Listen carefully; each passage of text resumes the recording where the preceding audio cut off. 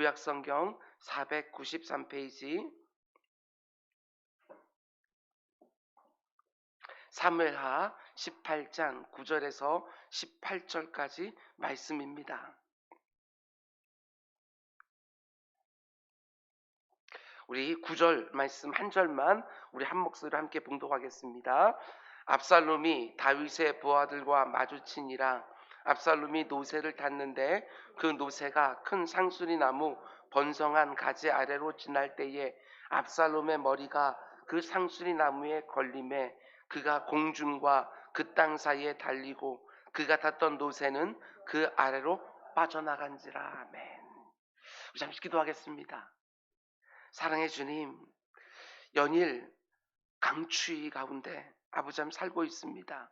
내 주 아버지 하나님, 한여름의 그 뜨거운 더위도 이겨내게 하신 하나님이 이 추운 날씨도 넉넉히 이겨내게 할 줄 믿사오니 아버지, 우리 주의 사랑하는 성도님들 건강 잃지 않도록 주님 인도하여 주시옵소서. 아버지, 이 새벽 시간에 먼 곳에서부터 걸어서 주의 전에 오는 분들이 있습니다. 내 주 아버지 하나님, 그 발걸음 지켜주시사 아버지 하나님, 단지 추위만 느끼는 것이 아니라 그 사모함의 뜨거움이 그의 육신까지도 아버지 덮일 수 있도록 주님 인도하여 주시옵소서. 우리 연로한 부모님들이 있습니다. 이 추위 가운데 건강 잃지 않도록 아버지 지켜주시고, 우리 어린 자녀들 감기 독감 걸리지 않도록 주님께서 또한 보호하여 주시옵소서. 오늘도 주의 사랑하는 지체들의 출근길을 지켜주시고 아버지 그들의 손으로 하는 일 가운데 속에서도 아버지 열매가 있을 수 있도록 주님 인도하여 주시옵소서.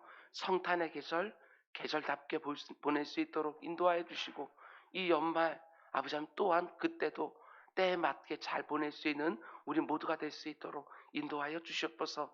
우리 가운데 속에 지혜가 부족하여 하나님께 부르시는 지체들이 있습니까? 주님, 부르실 때 지혜를 허락해 주신다고 말씀해 주셨습니다.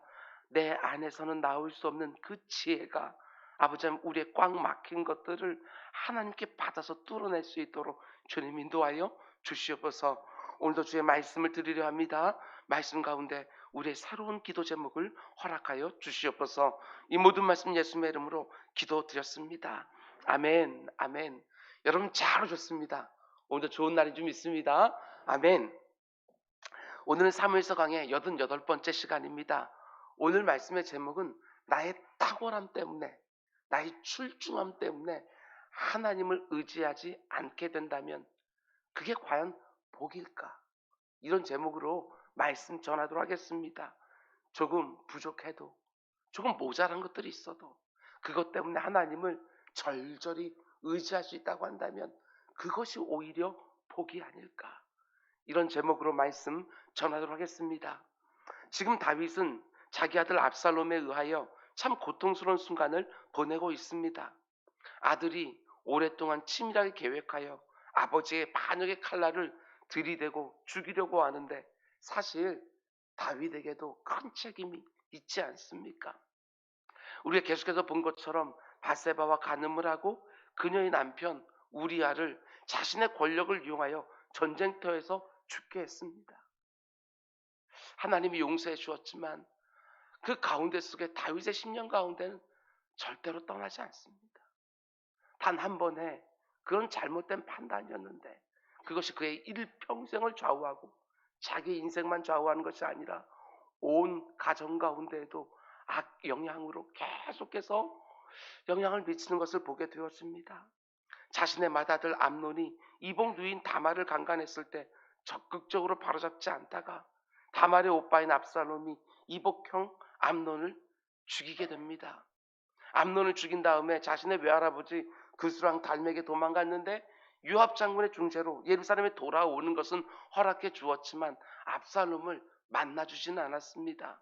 그 모든 과정을 거치면서 아버지 다윗에게 있는 무능함 혹은 어정쩡함에 분노한 압살롬이 지금 반역을 일으킨 것이지요. 상당한 책임이 다윗 자신에게서 비롯되었기 때문에 절대로 그 책임에서 벗어날 수가 없습니다. 여러분, 죄를 미워하시는 공의로우신 하나님은 다윗의 죄와 허물을 그냥 없는 것처럼 넘어가지 않으셨습니다. 그 책임을 물으셨습니다. 다윗을 통해서 자신의 나라를 세워가시고 다윗의 족보에서 우리 구주 오신다는 점을 고려할 때에 어떤 면에서 하나님은 더욱 혹독하게 다윗의 죄와 허물을 다루고 계시는 것이지요. 그러나 틀림없는 사실은 무엇입니까? 하나님이 자신의 사랑하는 사람들을 징계하긴 하시지만 절대로 버리지는 않으신다. 틀림없습니다. 여러분 기억하셔야 됩니다. 우리의 죄와 우리 어리석음과 우리 악함 때문에 하나님이 회초리를 들어서 징계하실 때가 틀림없이 있지만 죄를 지었다고 버리시는 법은 없으십니다. 이 땅의 교회들도 마찬가지입니다. 이 땅의 교회들이 하나님 마음을 아프게 할 때가 얼마나 많은지 모릅니다. 그래서 하나님이 한 번씩 교회들을 호되게 책망하시고 필요하실 때에는 회초리를 들기도 하시지만 버리지는 않으십니다. 깨우치게 해서 새로워지게 하시지 버리지는 않으십니다. 하나님은 히브리서 12장에서 이렇게 말씀하시지요. 내 아들아 주의 징계하심을 경히 여기지 말고 그에게 꾸지람을 들을 때에 낙심하지 마라. 하나님의 징계를 받을 때 우리에게 두 가지를 조심하라고 말합니다. 그분의 징계를 경히 가볍게 여기지 말고 징계를 받을 때 낙심하지 마라. 이렇게 말하는 것이지요. 기억하십시오. 하나님께서 나에게 회초리를 드신다라고 이렇게 여겨질 때에 그 회초리를 경히 가볍게 여기지 마시고 또한 낙심하지도 마시기 바랍니다. 목회를 하다 보면 하나님의 징계를 받을 때 정말 이와 같은 반응을 하시는 분들이 있습니다. 하나님의 징계를 두려워하지 않습니다. 가볍게 생각하면서 너무나 쉽게 또 다른 죄를 반복하기도 하고 그런가 하면 또 다른 분들은 낙심해 버립니다. 아, 나는 안 되겠구나. 이러면서 깊은 영적 침체에 빠지기도 합니다. 아닙니다. 둘 다 건강하지 못합니다. 징계를 받을 때 왜 낙심하지 말라고 말합니까? 참 유명한 구절이지요. 계속되는 히브리서 12장 6절과 7절 말씀 보면 주께서 그 사랑하는 자를 징계하시고 그가 받아들이시는 아들마다 채찍질하심이라 하였으니 징계는 다 받는 것이거늘 너희에게 없으면 사생자요 친아들이 아니니라. 여러분과 제가 하나님께 매맞아야 되는 순간이 얼마나 많이 있습니까? 근데 하나님이 내게 매를 대시면 하나님이 나를 사랑하는 아들로 여기시는구나. 나를 이미 받아주셨기 때문에 그냥 내버려 두지 않으시는구나. 로마서 말씀 보게 되었으면 너무나 무서운 말씀이 있지 않습니까? 하나님이 이미 제외해 주신 놓으신 사람들, 유기라고 말하지요. 그런 사람들에게는 그냥 내버려 둔다는 거예요. 내버려 두는 것만큼 하나님의 저주가 또 어디 있겠어요? 집안에서 자녀들이 그렇게 힘들게 할 때 그냥 내버려 둔다. 이것만큼 그 마음이 싸늘하게 식어 있는 상태가 어디 있겠습니까? 그런데 불러서 야단치고 때로는 아무리 장성했다 할지라도 말을 듣지 않으면 회초를 대는 것이 부모의 마음일 터인데 사랑하니까 바로 잡으려고 징계하는 것이고 하나님이 이미 받아주신 자신의 자녀들이니까 절대로 그냥 두고 보지를 않으시는 것입니다. 하나님이 필요하다고 생각할 때 자신의 사랑하는 자녀들에게 매를 들어 엄히 징계하십니다. 그러나 절대로 버리지는 않으시는 것이지요. 요즘 하나님께 회초리 맞고 있다 이런 생각이 드는 분이 계십니까? 하나님이 이런 나를 계속해서 왜 사랑하실까? 이렇게 낙심하지 마시기 바랍니다. 그 회초리 달게 맞으시고 감사하며 마시시고 그 가운데 속에 합당한 태도를 보이는 것 이게 얼마나 중요한지 모릅니다. 우리의 유익을 위해서 하나님이 우리에게 매를 대시지만 나를 아들로 받아주시기 위하여 자신의 독생자를 내어주셨습니다. 버리실 수가 없는 것이지요. 여러분 다윗과 압살롬의 차이를 잘 보셔야 됩니다. 아버지 다윗도 잘못한 것이 있고 아들 압살롬도 잘못한 것이 있지만 아버지와 아들이 다릅니다. 아버지 다윗은 하나님의 매를 드실 때마다 하나님께 더 바짝 달려들었습니다. 내가 매 맞을 죄를 지었다고. 그러나 나를 불쌍히 여겨달라고. 아들 압살롬은 하나님을 아예 의식하지 않습니다. 하나님 앞에서 자신의 모습을 조금도 돌아보려고 하지를 않는 것이지요. 당연합니다. 회개하고 돌이킬 기회도 갖지 못하고 너무나 비참한 최후를 맞이하는 거 오늘 본문에서 보게 되었습니다. 압살롬이 죽는 모습을 보십시오. 9절, 압살롬이 다윗의 부하들과 마주치니라. 압살롬이 노새를 탔는데 그 노새가 큰 상수리 나무 번성한 가지 아래로 지나갈 때에 압살롬의 머리가 그 상수리 나무에 걸림에 그가 공중과 그 땅 사이에 달리고 그가 탔던 노새는 그 아래로 빠져나간지라. 여러분, 이 그림이 상상이 되시지요? 압살롬의 머리카락이 맞겠지요? 그 무성한 상수리 나무에 걸렸다. 너무 상징적인 모습 아닙니까? 압살롬의 그 출중한 아름다움이 가장 대표적인 것이 바로 머리카락이었습니다. 그런데 바로 그 머리카락이 압살롬을 죽게 만듭니다.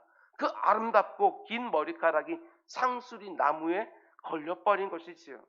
그런데 그 모습을 오늘 본문이 어떻게 표현하고 있는지를 잘 보시기 바랍니다. 10절, 한 사람이 보고 요압에게 알려 이르되 내가 보니 압살롬이 상수리 나무에 달렸더이다. 여기서 달렸더이다 하는 히브리어 동사는요, 이것 외에 딱 한 군데만 더 나와요. 신명기 21장에 보면 이 구절도 굉장히 유명한 구절이에요. 나무에 달린 자는 하나님께 저주를 받았습니다. 여기 사용되는 달리다라는 동사와 오늘 본문에 나오는 달리다는 동사 똑같은 히브리어 단어예요. 그러니까 이런 말이지요. 압살롬이 자신의 가장 큰 자랑거리 중에 하나인 긴 머리카락이 상수리 나무에 걸렸는데 그 모습은 하나님께 저주를 받은 모습이다. 이렇게 말하는 것이지요. 그러니까 압살롬의 긴 머리카락이 상수리 나무에 그냥 걸린 게 아닙니다. 하나님이 걸리게 하신 것이지요. 하나님이 압살롬을 심판하신 것입니다. 우리가 지난주에 본 것처럼 압살롬이 아히도벨의 그 탁월한 계략을 물리고 후세의 계략을 따를 때 성경은 분명히 말했습니다. 이는 압살롬이 후세의 계략, 다윗의 스파이였던 후세의 계략을 따른 것은 여호와께서 압살롬에게 화를 내리려 하사, 그리고 그 후세의 계략을 따르다가 지금 이렇게 전쟁에도 지고 도망가고 있는 상황이 된 거예요. 그러니까 지금 압살롬이 나무에 달려서 고통하는 모습을 가리켜 하나님이 이미 예고한 심판이 지금 이루어지고 있다고 성경은 분명히 말하고 있는 거예요. 이게 참 묘한 대비 아닙니까? 우리는 어제 새벽에 다윗이 그 무성한 숲풀이 도와줘서 질 것 같은 전쟁에서 이기는 모습을 보았어요. 근데 압살롬은요, 그 무성한 나뭇가지에 걸려서 이길 것 같은 전쟁에서 비참하게 죽게 되었습니다. 똑같은 자연 환경이에요. 그런데 그 자연 환경에 다윗은 이기게 되어지고 압살롬은 패하고 죽게 되어집니다. 그냥 정신없이 도망가다가 나무에 걸린 것이 아닙니다. 이걸 놓치면 안 돼요. 하나님의 심판으로 나무에 걸린 거예요. 여러분, 그런데 이어지는 구절을 보면 어떤 일이 벌어집니까? 우리가 이미 본 것처럼 다윗은 전쟁에 나가는 요압과 아비새에게 부탁했습니다. 내 아들 압살롬을 너그럽게 대해달라. 내 아들을 죽이지 말아달라. 그리고 그 말을 추종하는 모든 군사들이 다 들었습니다. 그래서 나무에 달려서 고통하고 있는 압살롬에게 그 어느 누구도 손을 못 대고 있는데 요압 장군이 어떻게 합니까? 17절 말씀 보게 되었으면 군사들을 시켜서 그들이 압살롬을 옮겨다가 숲풀 가운데 큰 구멍에 그를 던지고 그 위에 매우 큰 돌 무더기를 쌓으니라. 온 이스라엘 무리가 각기 장막으로 도망하니라.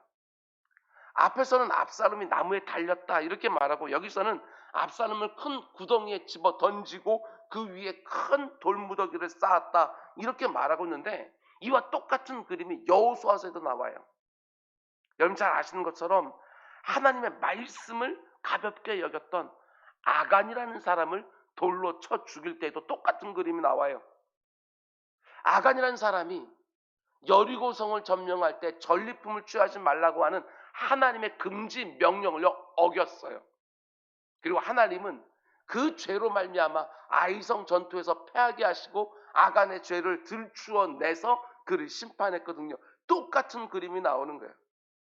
오늘 본문의 압살롬도 하나님을 가볍게 여기고 그분의 말씀을 가볍게 여겼기 때문에 그분의 심판으로 죽게 되는 것이지요. 정말 그렇지 않습니까? 압살롬이 하나님의 율법이 금지하는 일들을 지금까지 주저하지 않고 해왔던 거예요. 아버지를 거역하는 자는 죽이라고 율법이 명하고 있는데 아버지를 아예 죽이려고 하고 있고, 아무리 그 당시 반역의 양상이 그러했다고 해도 아버지의 첩들을 대낮에, 그것도 모든 백성들이 보는 앞에서 취했습니다. 거기다가 이스라엘 왕은 누가 세워요? 하나님이 세우시는 거예요.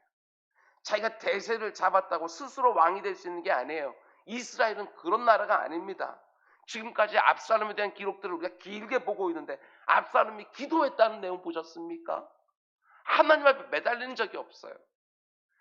자기의 동생이 다말이 겁탈을 당했을 때에도 하나님 앞에 나아가 그 억울한 마음을 토해놓으며 하나님의 도우심을 간구한 적이 없어요. 스스로 자기 이복형 암논을 죽였어요. 아버지가 두려워서 자기 외할아버지에게 도망가서 거기에 있다가 다시 돌아와서 아버지가 만나주지 않았을 때 압살롬의 그 힘든 마음을 가지고 하나님 앞에 나아가 부르짖었다는 말이 어디에도 나오지 않아요. 그저 자기 능력대로 움직였고 자기 분노가 이끄는 대로 움직였던 거예요. 하나님의 말씀? 아니요. 하나님? 아니요. 전혀 의식하지 않고 지금까지 살다가 하나님의 심판을 받아서 죽고 있는 거예요. 그냥 나무에 그의 긴 머리카락이 걸려서 죽게 되는 것이 아닙니다. 지속적으로 하나님을 거스르다가 그분의 심판으로 이제 죽게 되어지는 거예요.